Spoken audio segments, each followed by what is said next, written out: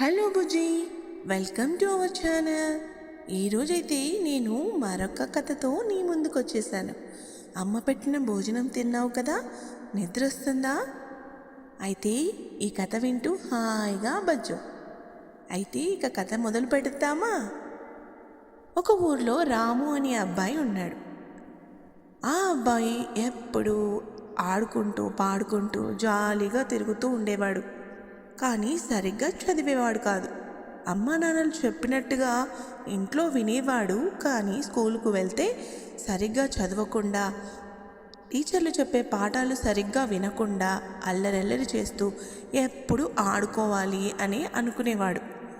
అలా కొన్ని రోజులు గడిచిపోయాక వారి ఎగ్జామ్స్ అయిపోయి మార్క్స్ వచ్చాయి. తను 5th క్లాస్ చదువుతూ ఉన్నాడు.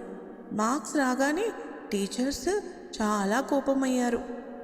రాము వాళ్ళ పేరెంట్స్ని పిలిపించి, మీ పిల్లవాడు సరిగ్గా చదవట్లేదు, అల్లరి చేస్తున్నాడు, మీరు బాగా చదివించవచ్చు కదా, ఎందుకు ఇలా చేస్తున్నాడు, హోంవర్క్ సరిగ్గా చేయట్లేదు, ఎగ్జామ్ సరిగ్గా రాయట్లేదు అని బాగా అరవడం మొదలుపెట్టారు.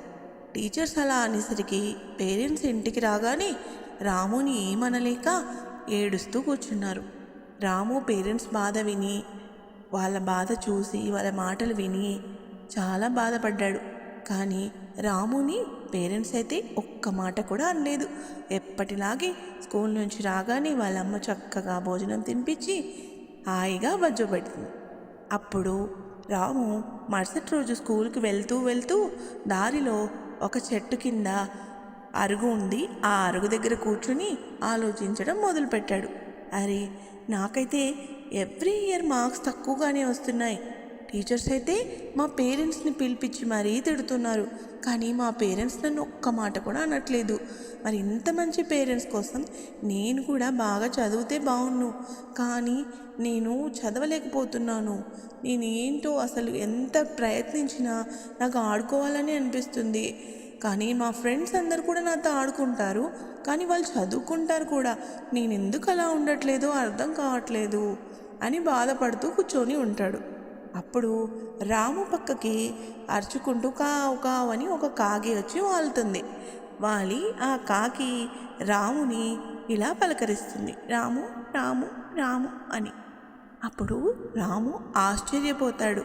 తిరిగి చూసేసరికి కాకి రాముతో మాట్లాడుతుంది. రాము, నేను కాకిని, నువ్వు ఎందుకు బాధపడుతున్నావో నాకు అర్థమైంది, కానీ నీ బాధ అంతా తీరిపోయేలాగా నేను ఈరోజు ఒక కథ చెప్తాను విను అంటే రాము చెప్పాడు. రాము ఆ కాకితో ఇలా అన్నాడు, ఏం కథ చెప్తావు? నాకు చదువు రావట్లేదు, ఎంతసేపు ఉన్నా ఆటలు ఆటలు అని నా మైండ్ అసలు పని చేయట్లేదు. మా పేరెంట్స్ ఏమో నన్ను ఏం తిట్టట్లేదు, కానీ నాకు వాళ్ళ బాధ చూస్తే చాలా బాధేస్తుంది. నేను కూడా అందరిలాగే బాగా చదువుకోవాలనుకుంటున్నాను, కానీ కుదరట్లేదు, ఏం చేయాలో అర్థం అవ్వట్లేదు అని రాము కాకితో చెప్పాడు. అప్పుడు ఆ కాకి ఏమనిందంటే, నువ్వు ఇలా అంటున్నావు కదా, నా లైఫ్లో ఒక స్టోరీ నీకు చెప్తాను. ఒకసారి ఎండాకాలములో నేను అంత తిరుగుతున్నా, ఎక్కడ నాకు వాటర్ దొరకలేదు. ఒక చోట ఇలాగే ఒక చెట్టు దగ్గర ఒక కుండలో వాటర్ కనిపించాయి కానీ కుండలో కింద అడుగు నుండిపోయింది. సరే ముక్కు పెట్టి తాగుదామని పోతే నాకు అందట్లేదు, చాలా దాహం వేస్తుంది, నీళ్లు కనిపిస్తున్నాయి, కానీ ఆ నీళ్లు నేను తాగలేకపోతున్నాను. అలాంటప్పుడు నాకు ఒక ఐడియా వచ్చింది. చిన్న చిన్న రాళ్ళన్నీ ఏరుకొని వచ్చి ఆ కుండలో వేయడం మొదలుపెట్టాను. అలా కొద్దిసేపటికి అన్ని రాళ్ళు వేశాక నీళ్లు పైకి వచ్చాయి. అప్పుడు నేను ఆ నీళ్ళని తాగి నా దాహం తీర్చుకున్నాను. ఇక్కడ ఈ కథలో నేనేం చెప్తున్నానంటే, నాలాగే నువ్వు కూడా ఆలోచించు. నీకు చదువు రావడం లేదు అంటే నీళ్ళలాగా, ఆ కుండలోని నీళ్ళలాగా నీకు ఆ చదువు అందట్లేదు, కానీ నీకు తెలుసు, కండ్ల ముందే ఉంది, మీ స్నేహితులు నీతో పాటే చదువుకున్న వాళ్ళు టాప్లో వస్తున్నారు. అలాంటప్పుడు నువ్వు ఏం చేయాలి? Dedication, concentration, clear goal, good attitude, good habits, ఇంకా మంచిగా ఫోకస్ చేసి వీటన్నిటినీ ఆ కుండలో వేసిన రాళ్ళలాగా నీ లైఫ్లో నువ్వు యాడ్ చేసుకుంటూ వెళ్తే గనక నువ్వు ఖచ్చితంగా నీ చదువు అనే కుండలోని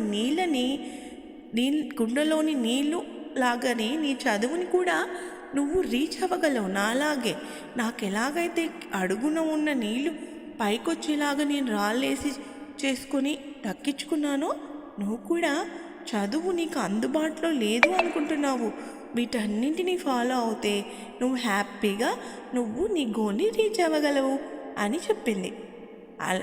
ఆ కథ విన్నాక రాముకి ఎక్కడో నేను కూడా ఇలా చేయాలి అని ఆ మరుసటి రోజు నుంచి ఫోకస్ చేయడం మొదలుపెట్టాడు. టీచర్ చెప్పిన పాఠాలు శ్రద్ధగా విన్నాడు, ఎప్పటికప్పుడు నోట్స్ రాసుకున్నాడు, ఇంటికొచ్చి హోంవర్క్స్ చేసుకున్నాడు, ఎగ్జామ్స్ ముందు రివిజన్ చేసుకున్నాడు, ఇంకా గుడ్ హ్యాబిట్స్ని ఫాలో అయ్యాడు. ఇలా చేయడం వల్ల ఆ మరుసటి సంవత్సరం రాము స్కూల్లో టాప్ ర్యాంక్ని కొట్టేశాడు. వాళ్ళ పేరెంట్స్ కూడా చాలా హ్యాపీగా ఫీల్ అయ్యారు. విన్నారు కదా, మీ లైఫ్లో కూడా మీకు ఎప్పుడైతే మాకు ఆటలే ఎక్కువ ఇంపార్టెంట్, చదువు రావట్లేదు అనుకుంటున్నారు, కానీ మీరు కూడా లైఫ్లో ఫోకస్ చేసి డెడికేషన్గా ఉంటే మీరు అనుకున్న గోల్ని మీరు ఈజీగా రీచ్ అవ్వగలరు. ఈ కథ మీకు నచ్చే ఉంటుంది కదా బుజ్జి, నువ్వు కూడా విన్నావు కదా, ఇక హాయిగా నిద్రపో. ఈ కథ నచ్చితే మీ స్నేహితులతో కూడా షేర్ చేసుకో. ఇంకా లైక్ చేయండి, షేర్ చేయండి, సబ్స్క్రైబ్ చేయండి. Thank you for watching.